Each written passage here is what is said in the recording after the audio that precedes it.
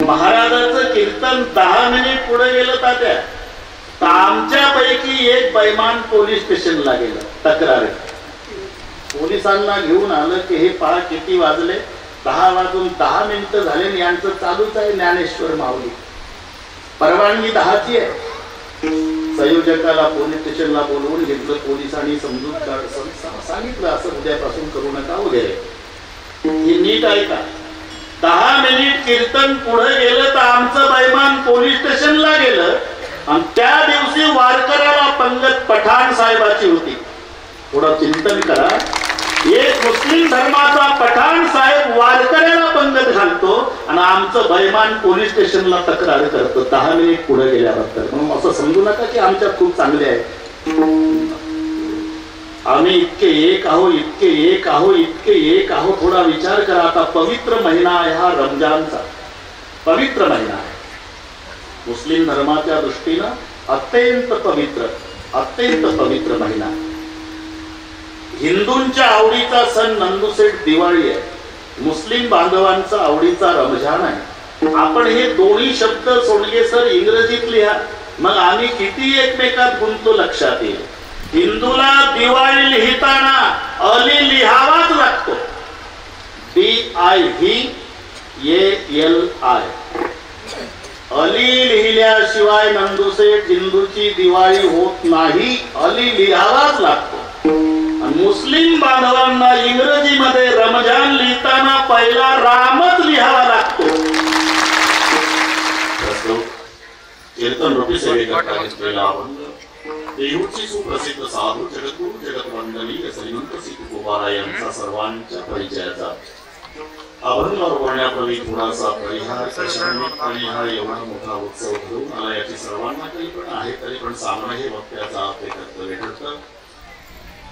आम्हा सर्वांचं श्रद्धास्थान आमच्या दोन महाराज वारकरी शिक्षण संस्थेचे खांब ब्रह्मणीय प्रातस्मरणीय वैकुंठवासी गुरुवर्य पंकज स्वामी महाराज यांच्या 75व्या म्हणजे अमृत महोत्सवी पुण्यतिथी सोहळ्याच्या निमित्ताने घडवून आलेला हा दिव्य आणि भव्य असा कार्यक्रम.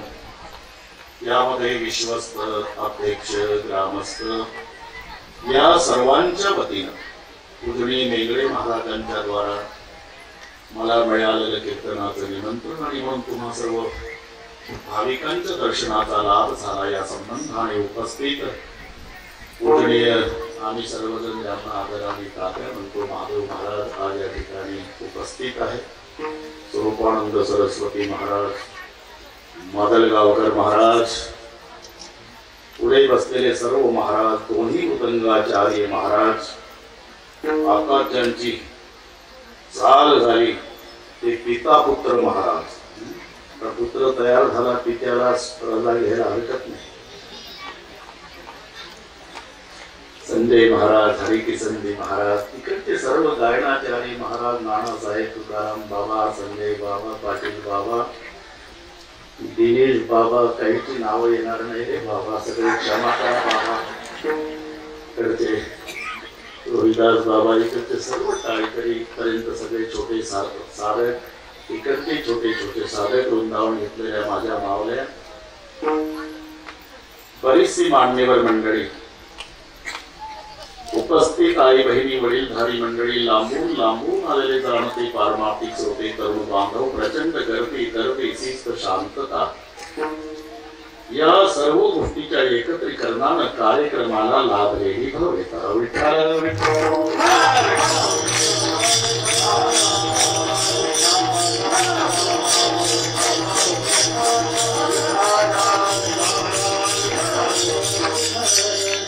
अभंग सर्वांच्या परिचयाचा आहे.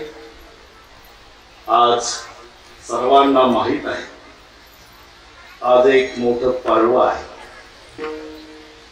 पर्व विशेष भागवत धरणी,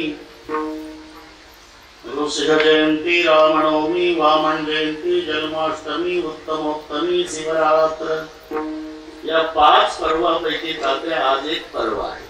राम जन्म, कृष्ण जन्म, वामन जयंती, नरसिंह जयंती आणि महाशिवरात्र असे एकंदर 5 पर्व आहे वर्षात. त्यापैकी आजचं एक पर्व आहे. नृसिंह जयंती आणि हे वारकऱ्याला एकादशी सारखं करावं लागतं. मी त्या दिवशी सांगून गेलो, वैष्णव शब्दाची व्याख्या संत प्रमाणानुसार सर्वांना पाठ. वैष्णव तो दया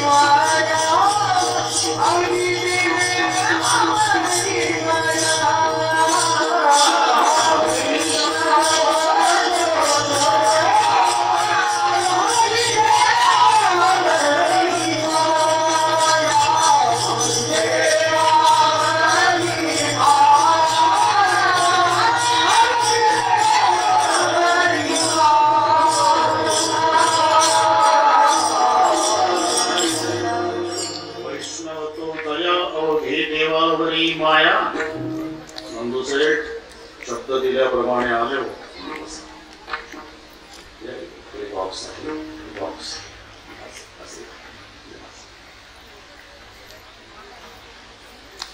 तिथे बॉक्स आहे तुमच्या मागे बॉक्स. तो आवाज थांबतो.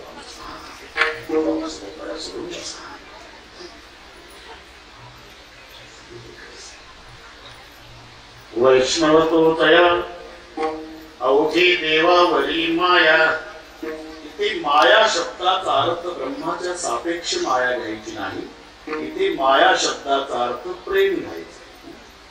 पूर्ण देवावर प्रेम त्याला वैष्णव म्हणतात. आम्ही देवाकडे जातो पण अवघी कपड्यावरी माया. गरुड खांबाजवळ गेल्यावर खालची जागा बघून घेतो दंडवत घालायच्या आधी कशी. नर कपडन को डरत है नर कपडन को ना. ही मजा पहा शब्दाची. नर कपडन को डरत है नरक पडन को ना. माणसं कपड्याला भीतात, नरकात पडायला भीत नाही. नर कपडन को डरत है नरक पडन को ना. म्हणून अवघी कपड्यावरी माया. वैष्णव तो दया अवघी देवावरी माया. ही संत प्रमाणात व्याख्या आहे. पण एक युक्तिवाद आहे. जसं मारुत म्हणजे वारा, त्याचा पुत्र म्हणून मारुती, हे सर्वांना माहिती आहे. पण युक्तिवाद, जसं आपल्या मुलाच्या वयाची मुलं त्यांची लग्न झाली म्हणजे आई आपल्या मुलाला आग्रह करत असते, तू एकाच वर्गात शिकला, तू त्याला 2 लेकरं झाले तरी तू कधी करतो लग्न, या वर्षी तरी कर, या वर्षी तरी कर, या वर्षी तरी कर. शेवटी म्हातारी घडायला लागते पण पोर भानगडीत पडत नाही. तसं अंजना माई, ही युक्तिवाद आहे बरं का ना तुझे. अंजना माई दरवर्षीच्या वैशाखात हनुमंताला आग्रह करायची, या वर्षी उरकून घे, या वर्षी उरकून घे, या वर्षी उरकून घे. शेवटी भानगडीत पडले नाही मारुतराव. बच्चे ने शादी नहीं की, बच्चे ने शादी नहीं की, इसलिए जिसकी माँ रोती है उसी को मारोती कहते हैं. विठ्ठल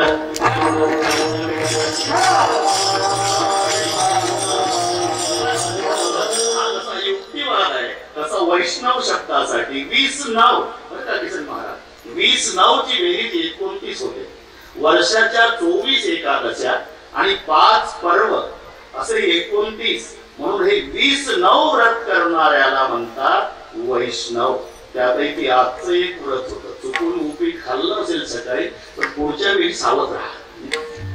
म्हणून राम जन्माचा उपवास, कृष्ण जन्माचा उपवास, वामन जयंतीचा उपवास, महाशिवरात्रीचा उपवास आणि नरसिंह जयंतीचा उपवास, हे 5ही उपवास वैष्णवाला करावे लागतात. त्यापैकी आजचं एक पर्व आहे. आणि हा अवतार कोणासाठी झाला हे सगळ्यांना माहिती आहे. हिरण्यकश्यप कोणी नामा प्रल्हाद. नामदेवराय आपली परंपरा सांगताना ते असुरी राजनीती शिक्षण संस्थेमध्ये वास्तविक 4 मुलं होती. अगदी 2 मिनिटात सांगतो. 4 मुलं हिरण्यकश्यपूला. हा सगळ्यात धाकटा आहे. त्याच्यासाठी आजचा अवतार झाला ना. आता ते सांगावं लागेल ना, कीर्तनकार म्हटल्यानंतर ज्या संबंधाने आज निमित्त आहे त्याचा तर उल्लेख करावा लागेल. नाहीतर 12 वर्षांनी मुलगा झाला, 900 सायास करून बरे का तात्या, 12 वर्षांनी आणि आनंदानं कार्यक्रम ठेवला बुवाचा. आता बुवाला एकच टिपण पाठ होत, कंबर बांधली, अभंग घेतला, यासाठी केला होता अट्टहास, शेवटचा दिवस. अरे ते 12 वर्षांनी लेकरू आणि शेवटचा दिवस गुण हो. म्हणून त्या संबंधाने तो दिवस त्या निमित्ताने समयोदाना समयोदाना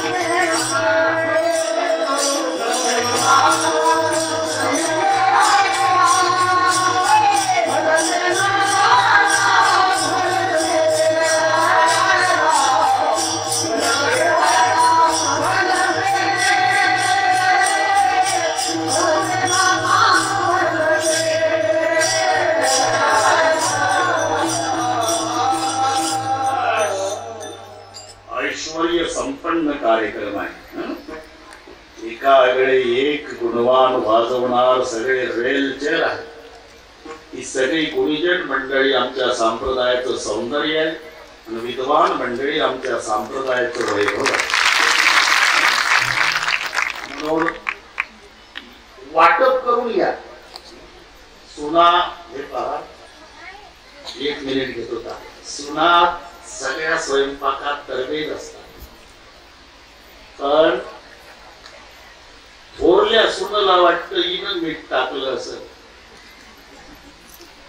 2 नंबरचीला वाटतं तिनं टाकलं असेल, 3 नंबरचीला, चौघी मीठ टाकत नाही. नंदुषे त्या दिवशी भाजी आळणी होती. मग सगळी चर्चा सुरू झाल्यावर 4ही सुना तयार असतात. आजची चूक उद्या करायची नाही, चौघी मीठ टाकतात, अख्खी भाजी खारट होते. सासूला वाटतं माझ्या सुना एवढ्या हुशार आहे स्वयंपाकात, एक दिवस आळणी एक दिवस खारट का. मग सासू डोकं चालवते. हे बघा, रविवारचा स्वयंपाक तू करायचा, सोमवारचा तू, मंगळवारचा तू, बुधवारचा तू, असे दिवस सासू वाटून देते. मग आपला आपला स्वयंपाक चांगल्या होण्यासाठी सुना तयार असतात. तसं सुना सगळ्या चांगल्या आहे, पण आळणीनं खारट होऊ नये म्हणून वारं वाटून घ्या. वारं म्हणजे हे आमच्यात कळलं.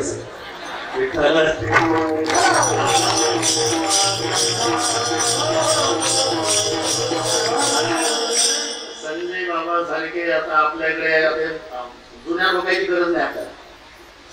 तुम्ही शांत राहा बाबा, तुम्ही नका, आमचं आम्ही करून घेऊ. तुम्ही हो जमते सगळे. वाटप म्हणजे तुमच्या लक्षात आलं. समयोदाना समयोदाना भरतेनाना भरते. म्हणून 4 मुलं मी सांगत होतो. हिरण्यकश्यपूला सगळ्यात मोठा मुलगा लाभ, 2 नंबरचा अनुल्लाभ, 3 नंबरचा सल्लाभ आणि सगळ्यात धाकटा प्रल्हाद. ज्याच्याकरता आजचा अवतार आहे. 2-3 मिनिटात लक्षात आले नाव. हो म्हणत लाभ, अनुल्लाभ, सल्लाभ आणि प्रल्हाद. मग प्रल्हाद प्रसिद्ध का झाला? तिघ बापासारखे होते. प्रसिद्ध व्हायला विरोधक व्हावं लागतं. फिरवू नका डोकं, आपलं याच्यात चाललं. विरोधक म्हणजे हिरण्यकश्यपूचा कायदा, नाव घेऊन देवाचे, हे प्रीत हिरण्यकश्यपूचे.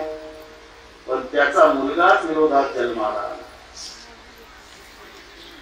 नाम प्रल्हाद उच्चारी नाम प्रल्हाद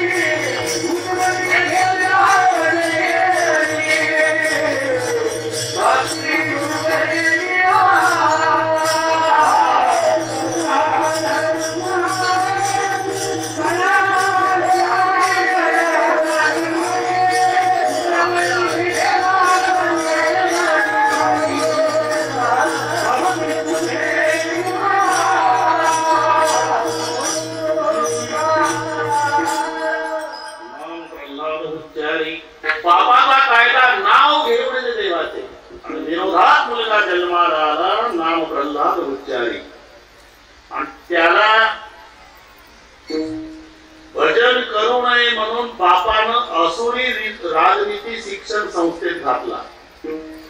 संस्थेचं नाव माहितीये का? वारकरी शिक्षण संस्था नाही, आसुरी राजनीती शिक्षण संस्था. आणि त्या संस्थेचे संस्थापक अध्यक्ष शुक्राचार्य आणि त्यांचे दोन मुलं चंड आणि अमर्क शिक्षक म्हणून लावले. पूर्वीपासूनची पद्धत आहे संस्था त्यांची. मी काही बोललो का तुम्ही का असता हेच घरती मुलं लावले शिक्षक म्हणून. चंडामर्क म्हणतो ना आपण, ते दोन आहे चंड आणि अमर्क. संगीत बोलतो आपण चंडामर्क. एक चंड एक अमर्क आहे. आणि त्या असुरी राजनीती शिक्षण संस्थेमध्ये प्रल्हादाला घातलाय. प्रल्हाद शिकला नाही. दुपारच्या सुट्टीत वर्ग बिघडवून ठेवला. ते भोवताल मुलं बसवायची. प्रल्हाद विचारायचा, काय शिकता रे?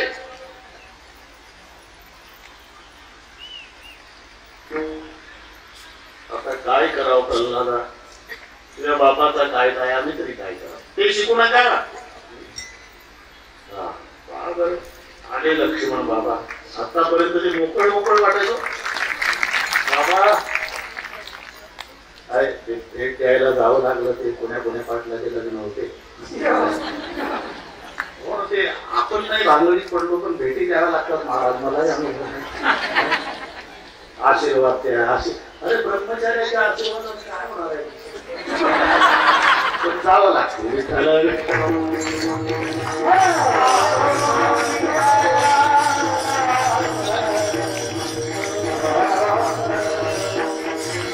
अरे हे शिकू नका.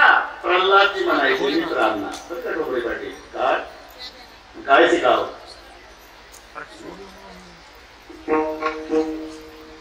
तो ही नाम कारण सभी काज कारण धर्म उसका धारण निवारण करेगा नफादात वाको दिया बुद्धवा को खबर है खुदा को सबर हो मरेगा तेरा ढोल सीना में डाले का की नदी प्रल्हाद जी सांगायचं. तो ही नाम कारण सभी काज कारण धर्म उसका धारण निवारण करेगा नफादात वाको दिया बुद्धवा को खबर है खुदा को सबर हो मरेगा तेरा ढोल सीना मिटा दे का कीना जिने पे तो दीना वो आपे भरेगा मुरादन कहे तो मुकद्दर के अंदर जिने टाक मारा न टारा करेगा जब तातन ते तब दूध दे जब तो अन्न देते. अरे दात नव्हते तेव्हा तूप दिलं, जेव्हा दात आले तेव्हा अन्न दिलेले ना, त्याचं भजन करा. म्हणून दुपारच्या सुट्टीत अख्खा वर्ग बिघडून ठेवला पावल्यावर हरिपाठ. आणि हे प्रल्हादाच्या बापाला कळालं.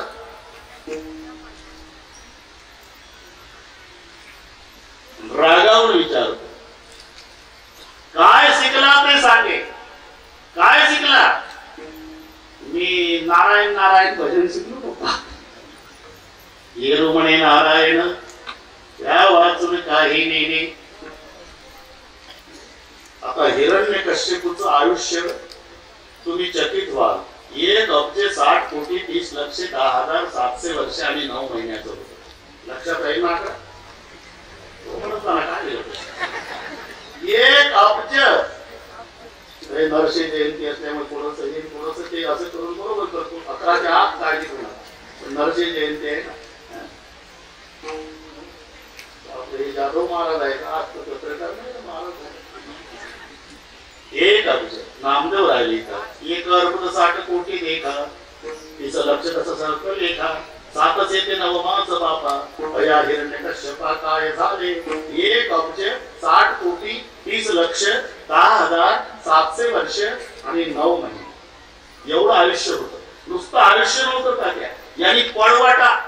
आत मरण नको, बाहेर नको, दिवसा नको, रात्री नको, नराकडून नको, नारीकडून नको, सजीवाकडून नको, निर्जीवाकडून नको, अस्त्राण नको, शस्त्राण नको. एवढ्या पळवाटा. येरुमणे नारायण. सारखा नारायण नारायण करतो. कुठं आहे तो? सांग ऋषिकेशी कुठे आहे.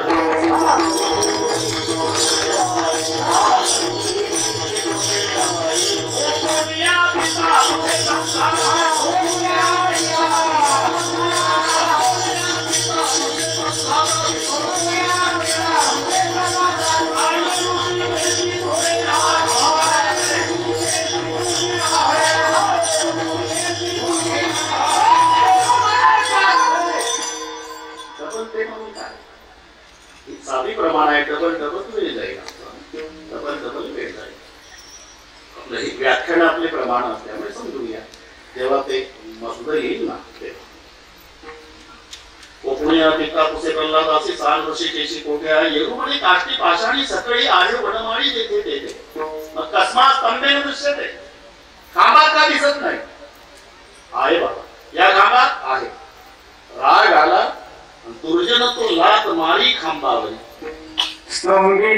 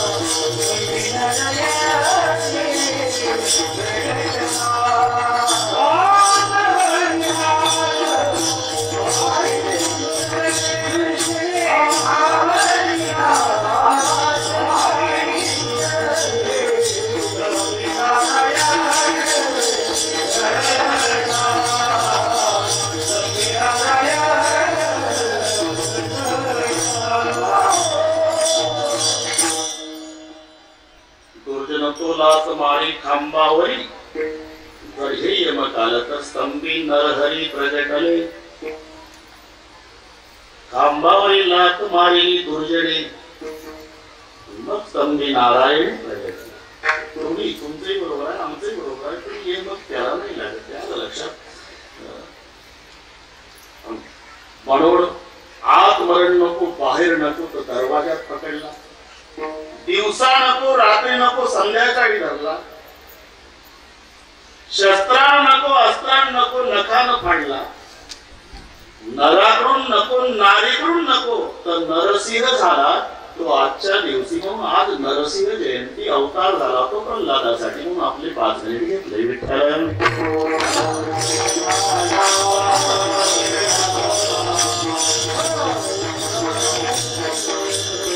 अभंग सर्वांच्या परिचयाचा आहे. दया तिचे नाव भूतांचे पालन. सानिध्य लाभलं, जवळीक लाभली म्हणजे त्या व्यक्तीचं महत्व कळतच असं नाही.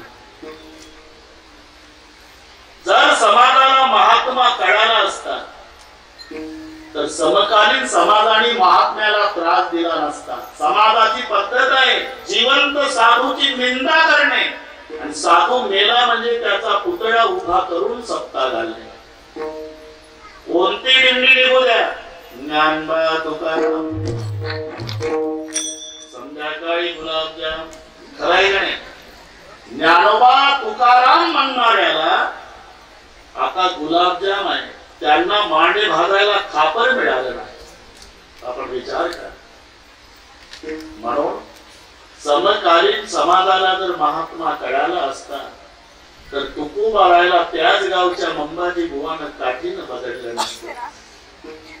ज्ञानोबाराय महाविष्णूचा अवतार आहे तेव्हा कळालं असतं तर झोळी फाडल्यावर पडलेलं पिठही लाकडी घासून काढलं नसतं. एवढा त्रास दिला. समकालीन अति परिचय झाला म्हणजे त्याचं महत्व कळतच असं नाही. अरे जिथे आईला मुलगा ओळखता आला नाही तर समाजाला संत कसा कळेल नंदूसाहेब? आईनं मुलगा ओळखला नाही कारण त्या तक्रारी येऊ लागल्या यशोदेकडे. वेळ अतिशय कमी असल्यामुळे 1.25 तास आहे पण घाई घाई येऊ लागले. यशोदे तेरा नंद किशोर उठ के बड़ी भोर घर आता, उसे कहे दो यशोदा माता. झालं काय?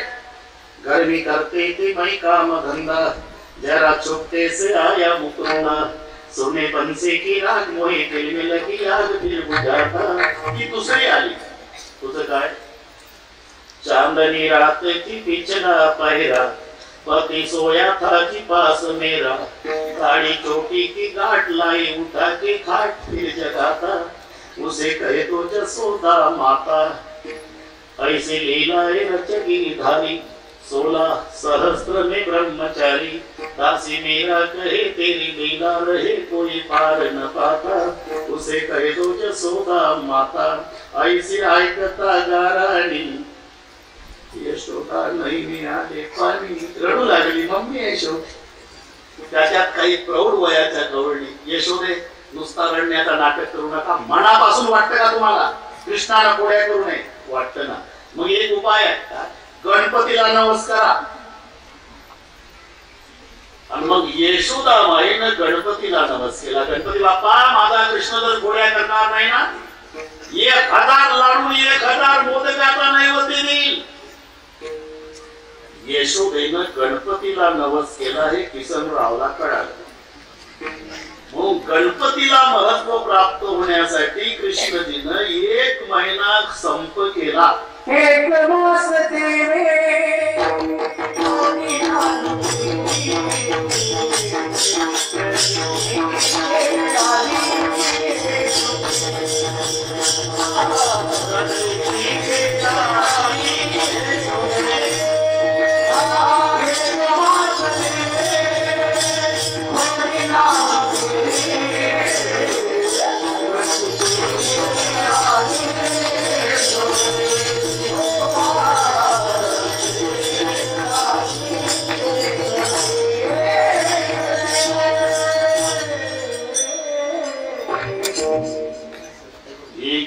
देवे कोणी नाही केली प्रचिती ते आली यशोदेशी.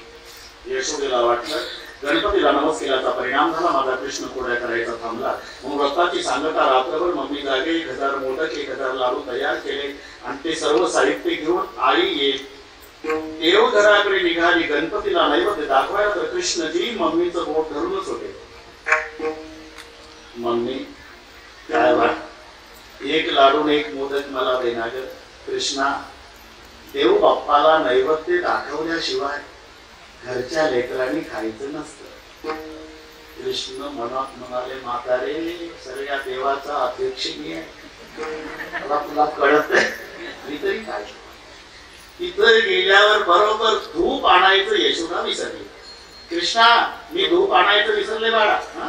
हे नैवेद्य इथे 1000 लाडू 1000 मोदक, लक्ष ठेव मी धूप आणेपर्यंत मांजर वगैरे.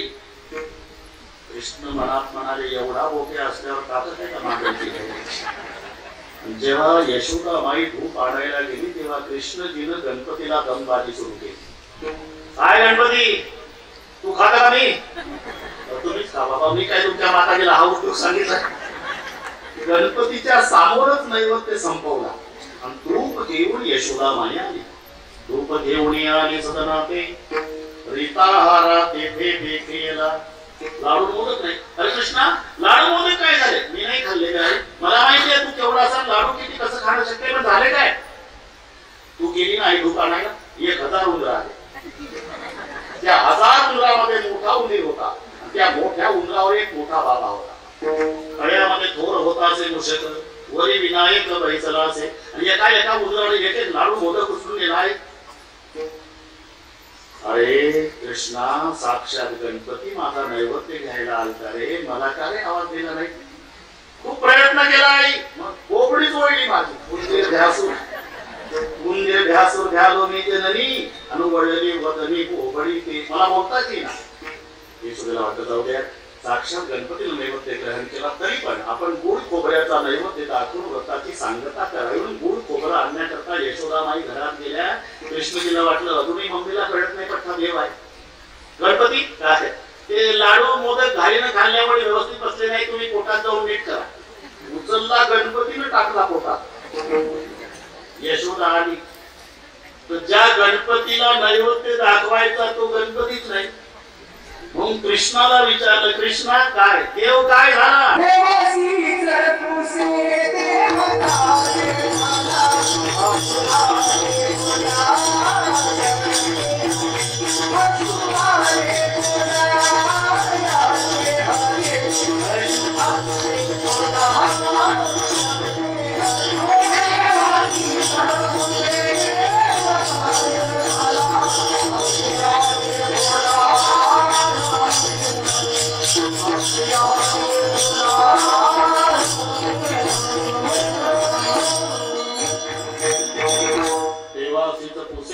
काय झाला? मग कृष्णजी हसायला लागले. हसण्यासाठी तोंड उघडलं तर त्या कृष्णजीच्या मुखात ब्रह्मांडाचं दर्शन. त्याच्यात गोकुळ, नंद पाटलाचा वाडा, त्या वाड्यातलं देवघर, त्या देवघरात गणपती, आणि तो देवघरातला गणपती यशोदेला सांगू लागला, तुझ्या वेत्वरित हरीला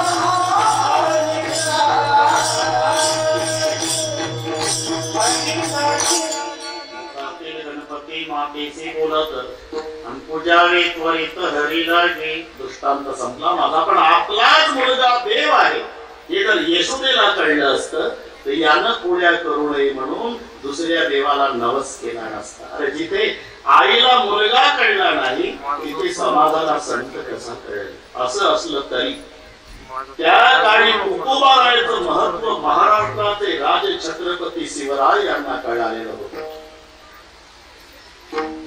आणि राजा त्याने तोही म्हणे राजा नाही. राजाची लक्षणं आहे, 5 लक्षणं राजाची आहे. विवाहाच्या परिस्यात साधू विवाह, राजा तरुण पाहिजे, राजा बलवान पाहिजे, राजा संपत्तीवान पाहिजे, राजा दयाळू पाहिजे, राजा शक्तिशाली पाहिजे. हे राजाचे 5 लक्षण आहे. म्हणून तर ज्ञानेश्वर महाराजांना तात्या राजा म्हणतात. अजूनही अलंकापुरी पुण्य भूमी पवित्र तिथे नांदतो ज्ञान राजा सुपात्र.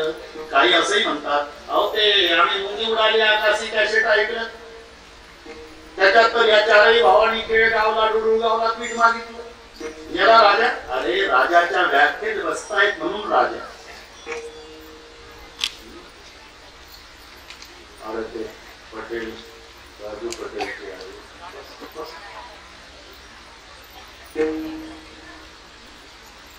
सीए साहेब आल्याचं घेऊन साधू संतांचे घर आहे ते माऊली पासून तिथे जायचे. सगळे पटेल परिवार म्हटले की माऊली.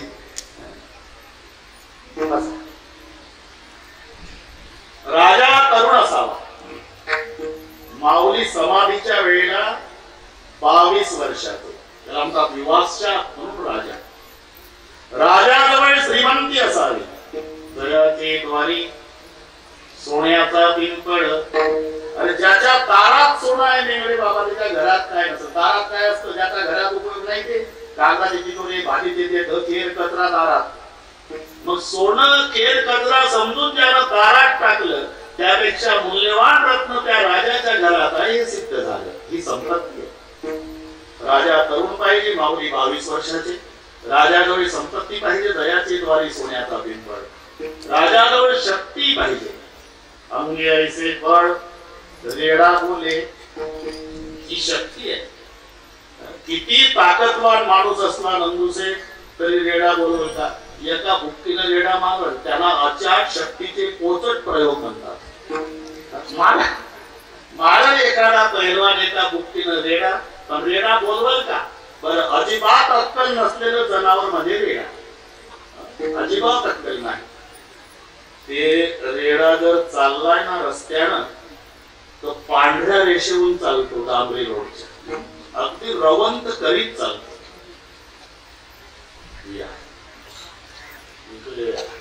इकडे या पाटील, पाटील इकडे, तिकडे बॉक्स आहे, तुमच्या मागं बॉक्स आहे, टाके पाटील. तेवढा बॉक्स उघडा ठेवा. धन्यवाद पाटील, धन्यवाद सगळ्या पाटलांना, धन्यवाद. विठ्ठल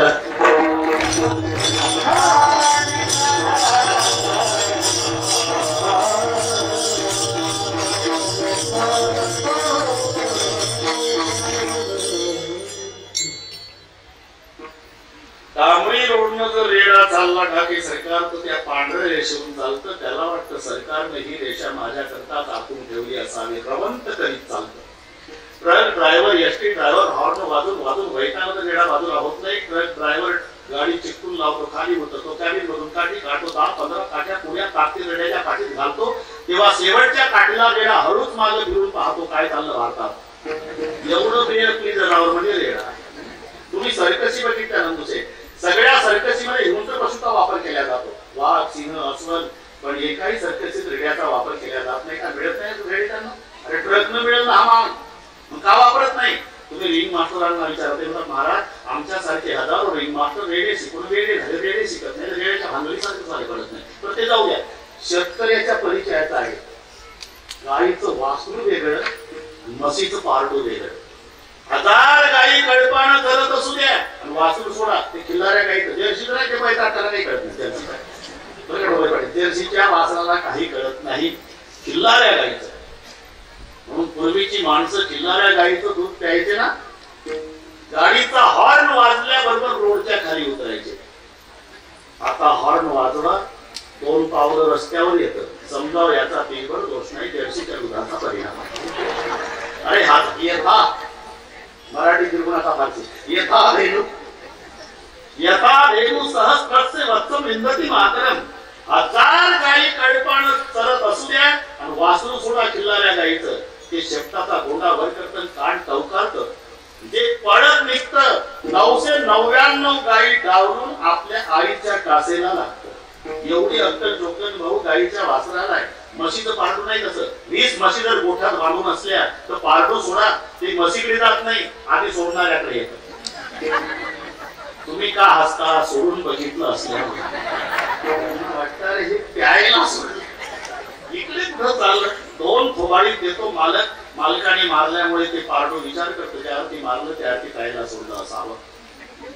म्हशीकडे पाहतो तर 20 म्हशी दिसतात, त्याला वाटतं 20 म्हशी आहे, मग याची अगदी माझी माय कोणती असावी? वाजायला आले कशाला वेळ घालवावी, पहिल्या म्हशीपासून प्यायला सुरुवात करावी.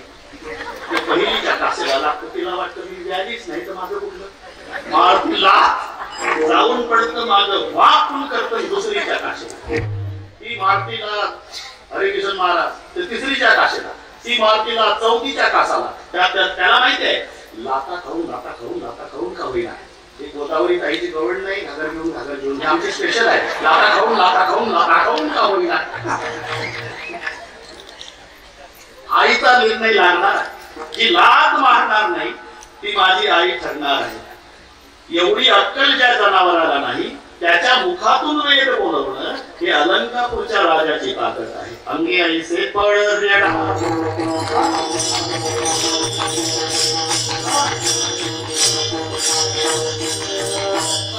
लक्षण लक्षात ठेवा. राजा तरुण पाहिजे, 22 वर्षाची माऊली. राजाजवळ संपत्ती पाहिजे, दयाचे द्वारी सोन्याचा पिंपळ. राजाजवळ ताकद पाहिजे, अंगे ऐसे बळ रेडा बोले. राजाजवळ सत्ता पाहिजे, उभारला ध्वज तिन्ही लोकावरी. ही सत्ता आहे. आणि राजाजवळ दया पाहिजे, जे खळाची व्यंकटी सांडो. ही दया आहे. खळ मरो म्हटलं असतं तरी वावगे ठरलं नसतं. एवढा त्रास झाला होता तरी पण जे खळाची व्यंकटी सांडो याचं नाव दया. दया, सत्ता, सामर्थ्य, संपत्ती आणि तारुण्य हे पाचही लक्षण राजाची ज्ञानोबारायाला जुळतात. म्हणून ज्ञानोबाराय राजा. छत्रपती शिवाजी राजांनाही हे लक्षण पाठ होती. राजा तरुण असावा मान्य होतं. राजाजवळ संपत्ती असावी मान्य होतं. राजाजवळ सत्ता असावी मान्य होतं. राजाजवळ ताकद असावी हे मान्य होतं. पण राजाजवळ दया असावी हे छत्रपती शिवरायांना लक्षण खटकत होतं. जर राजाने दुर्जनावर दया दाखवली तर हे दुर्जन सज्जनाला जगू देत नाही. आणि साधू संत म्हणतात राजा दयाळू असावा. या प्रश्नाचं उत्तर विचारण्यासाठी बरोबर छत्रपती शिवराय तुकोबारायाकडे येतात. सुसंताच्या माथा फिरणावरी साष्टांग हे करी दंडवत. दंडवत घातल्याबरोबर तुकोबाराय उभे झाले. हे काय करता छत्रपती शिवराय? आपण महाराष्ट्राचे राजे, मी फाटका वारकरी, तुम्ही मला दंडवत घालतात? मीच काय तुकोबाराय, जगाच्या बापानं पांडुरंगानं लोटांगण घालावं एवढा अधिकार आहे तुमचा. कसं येणं केलं? तुमच्याकडेच. काय? मी महाराष्ट्राचा राजा आहे. राजाची लक्षणं पाठ आहे. राजा तरुण असावा आणि तरुण आहे. श्रीमंत असावा, अनेक किल्ल्याचा धनी आहे. सत्ता असावी, माझ्याजवळ सत्ता आहे. राजाजवळ सामर्थ्य असावं, माझ्याजवळ सामर्थ्य आहे. पण राजा दयाळू असावा हे पटत नाही. का? अन्यायाशी राजांना करिता दंड.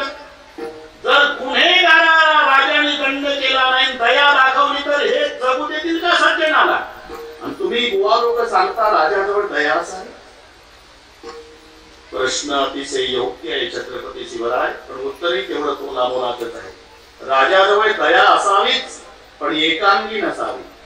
म्हणजे दयेला दोन अंग आहेत राजे. सात्विक प्रजेचं पालन करणं ही दयाच आहे. पण स्वात्विक प्रजेला उपद्रव देणाऱ्या दुर्जनाचा नायनाट करणं याचंही नाव दया आहे. आणि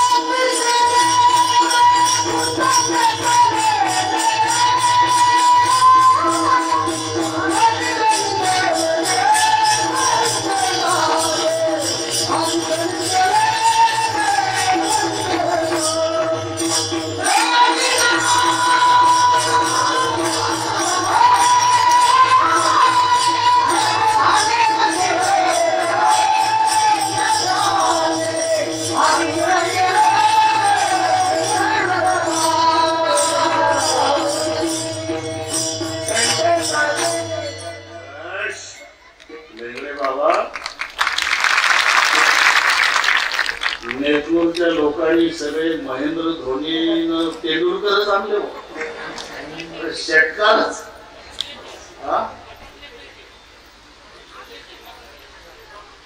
इथे जायला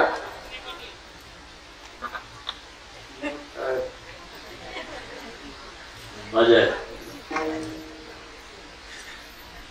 दया तिचे नाव दया जरूर असावी राजे पण ती एकांगी नसावी मग दया त्याला म्हणतात भूताचे पालन बरोबर आहे पण कंटकाचे निर्दयन याचं नाव दया आहे दयेला दोन अंग आहेत एकुलता एक मुलगा असेल लाडका असेल ते वाटेल तर घेऊन मागतो ते मला रेनकोट पाहिजे पप्पा घे बेटा वॉटर बॅग पाहिजे घे बेटा 2 ड्रेस पाहिजे घे बेटा नवीन सायकल पाहिजे शाळेत घे बेटा दोन्ही पाहिजे मोदी पाहिजे सगळे घेऊन दिलं जेवणाला डबा पाहिजे सगळे घेऊन दिलं नानासाहेब शाळा सुरू होऊन 15 दिवस झाले तरी पोर शाळेत नाही गेलं पप्पा म्हणले का वॉटर बॅग नवीन सायकल 2 ड्रेस रेनकोट जोडे मोजे मनसील ते घेऊन दिलं शाळा सुरू होऊन 15 दिवस झाले तरी शाळेत नाही गेला पप्पा या वर्षी शाळा शिकायचा मूडच नाही पप्पा मग त्याच्या कमरड्यात नाद घालून शाळेत नेणं याचंही नाव दया जसं लालन पालन दया आहे तसं हिता करता तारण सुद्धा दया आहे पतीच्या पोटात सकस अन्न जावं असं जर पत्नीला वाटत असेल तर तिनं धान्यातले खडे काढून टाकायचे आहे निवडावे खडे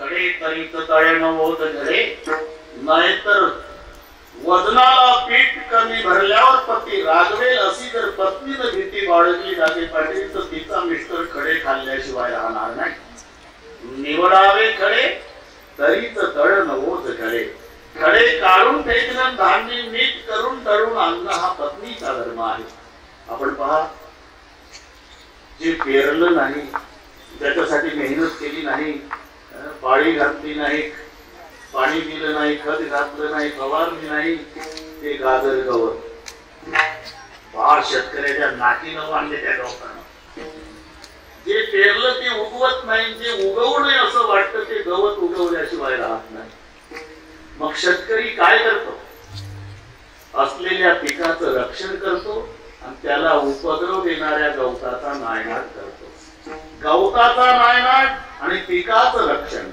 हा शेतकऱ्याचा धर्म आहे